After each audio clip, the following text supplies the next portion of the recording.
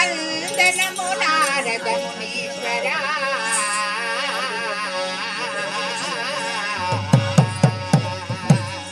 వందనము నారద మునీశ్వర వందనము త్రిలోక గమన వాసవ సుతనా యందు కరుణ చేతనో ఇందరు తెంచితి విభాగ్య ప్రేమనవచ్చు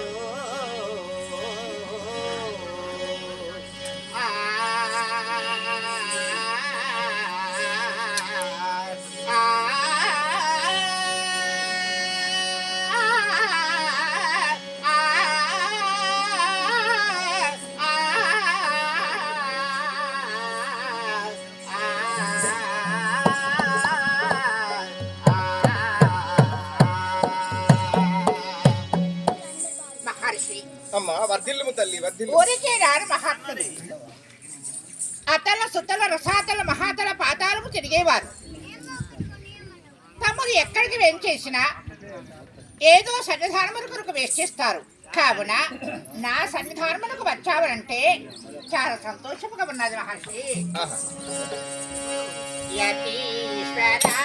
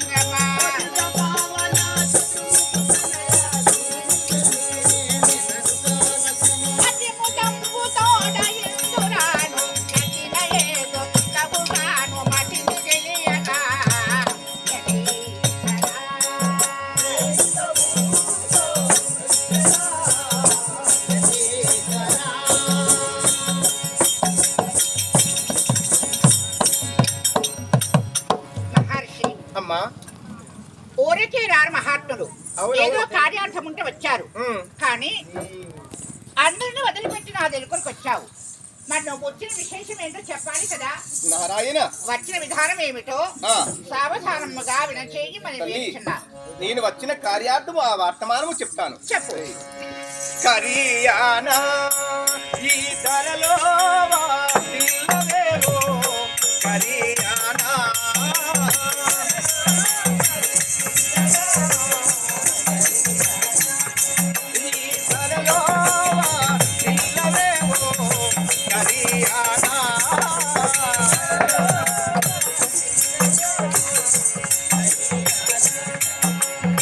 తిరుపని రమీపురములోను కాకెరగు తెలిపి చెరనేవతి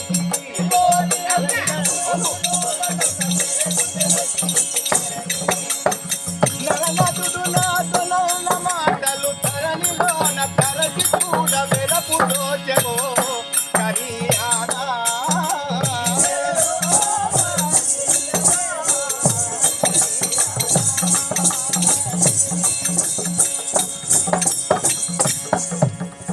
నారాయణ.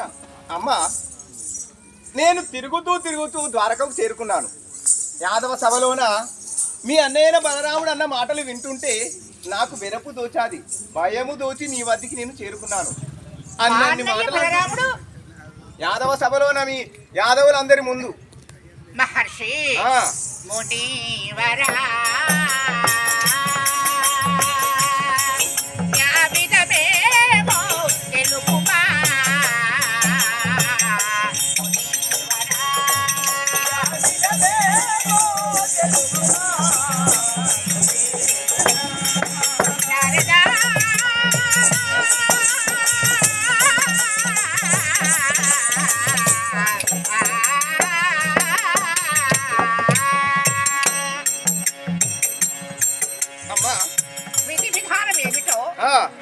సభలో ఏమన్నాడో సవిస్తారముగా వినించేయమని నారాయణ. నీ పదములకు చెప్పవలేనా? తల్లి చెప్పు చెప్తాను స్వామి. విను.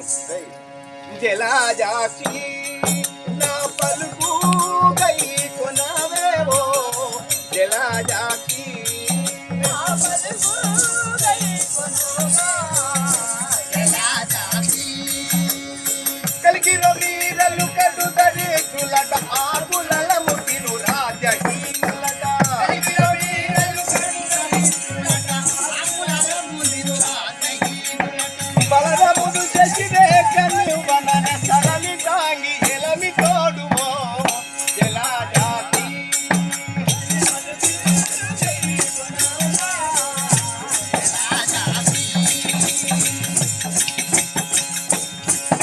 చెప్పు స్వామి.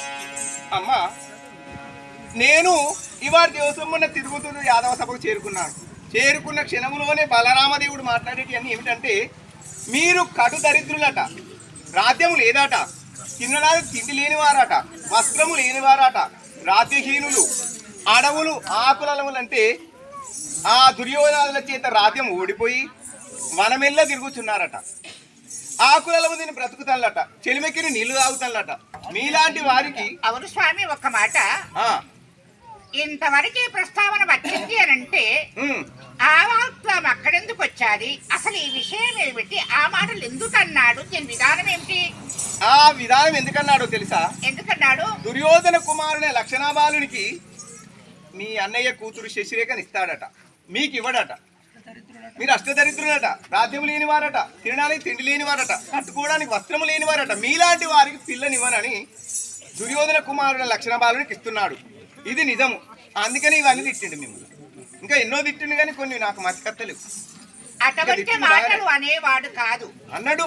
ఎందుకంటే ఉమ్, పాండవులు వనవాసం చేసే సమయంలో ఆ, ద్వారకకు తీసుకొని వచ్చిందే మా అన్నయ్యలు. అవును. మా కుమారుడికి ఇస్తాను అన్నారు. ఉమ్, కానీ ఇప్పుడు ఆ సభలోన నన్ను కాదని చెప్పి తెలవకుండా ఈ మాట చేశాడు అంటే నాకు నమ్మడం కాలేదు. అమ్మా నేను చెప్పేది నిజము తల్లి. నేను చెప్పేది అబద్ధమైతే నువ్వు యాదవ సభకు వెళ్ళి మీ అన్నయ్యనా, ఇది నిజమా ఇది అబద్ధమా? నీలాంటి వారికి నేను అబద్ధం చెప్పను. ఎందుకంటే నువ్వు గృహంలో ఉన్నావు, నీ భర్తలేమో అడవుల పాలయ్యారు, నువ్వు ఏడుస్తున్నావు. మేనవాళ్ళే పిల్లనియపోతే నీ కొడుకు ఎవరిస్తారు? ఆ బాధ చూసి నేను ఇక్కడికి వచ్చి నీకు చెప్పిన వార్త. మహర్షి ఇది నిజమా కాదు? సరే ఉమ్, విదేశీ తల్లి నువ్వు సభకు వెళ్ళండి. వెళ్ళండి. చిన్న మాట. నారాయణ, నేను చెప్పిన వెంటనే సుభద్రాదేవి కూడా నమ్మాలి, బలరాముడు నమ్మాడు. వీరికి కలహము జరగాలంటే కాస్త నాకు ఇప్పుడు ఎలా ఉందంటే కొన్ని పలహారములు తిన్నట్టు కొంచెం ఆకలి చల్లారింది. ఆనందమాయ ఆనందమాయే ఆనందమాయే బ్రహ్మానందమాయ